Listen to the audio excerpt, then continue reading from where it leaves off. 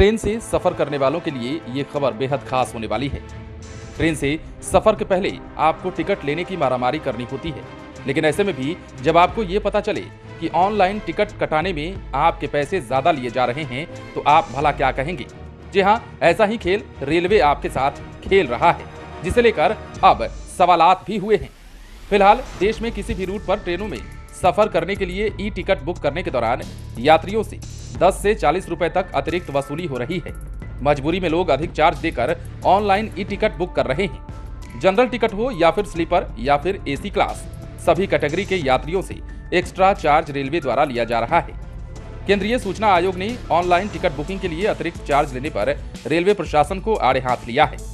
यात्रियों से अतिरिक्त वसूली के विषय पर लगी सूचना के अधिकार की सुनवाई में आयोग ने रेलवे प्रशासन को इस ओर ध्यान देने के लिए कहा है।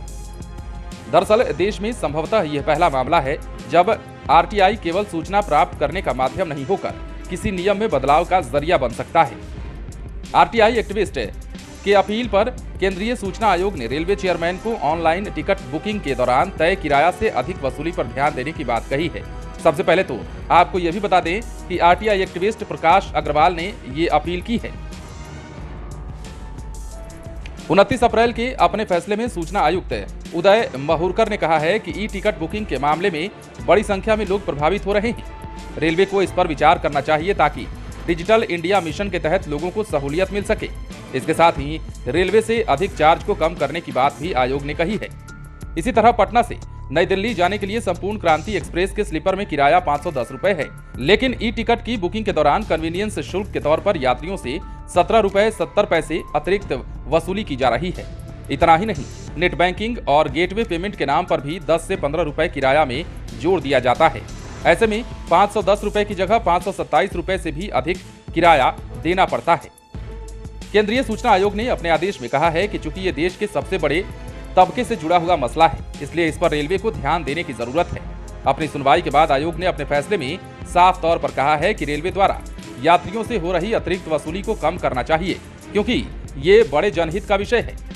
कन्वीनियंस समेत अन्य चार्जेस को कम करने की बात कही गई है।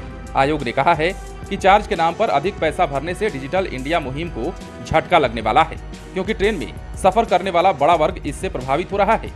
आरटीआई एक्टिविस्ट प्रकाश अग्रवाल ने यह भी कहा है कि डिजिटल इंडिया को बढ़ावा देने के लिए ई टिकट बुकिंग पर रेलवे ने जोर दिया, लेकिन धीरे धीरे कन्वीनियंस चार्ज तो कभी सर्विस चार्ज के नाम पर यात्रियों से अतिरिक्त वसूली की जाने लगी। यात्रियों को रेलवे काउंटर की तुलना में आईआरसीटीसी के ऐप या फिर आईडी से टिकट बुक करने पर अधिक पैसे लग रहे हैं। 17 रुपए 70 पैसे इसमें जीएसटी जुड़ा है। इसी चार्ज के नाम पर हो रही अतिरिक्त वसूली, जिसके चलते ऑनलाइन किराया बढ़कर 102.70 रुपए तक जा पहुंचता है। इसके अलावा यदि कोई यात्री इंटरनेट बैंकिंग से पेमेंट करता है तो उसे 3 से 5 रुपए तक और भी देने होते हैं। तो ऐसे में आप समझ सकते हैं कि किस प्रकार एक टिकट पर जब रेलवे लोगों से इतनी वसूली कर रहा है तो आप सहज ही समझ सकते हैं कि जब एक टिकट पर रेलवे लोगों से ऐसी वसूली कर रहा है तो लोगों की हालत क्या होगी। बने रहे लाइव सिटीज के साथ। यदि आपने इस चैनल को सब्सक्राइब नहीं किया है तो सब्सक्राइब कर लीजिए।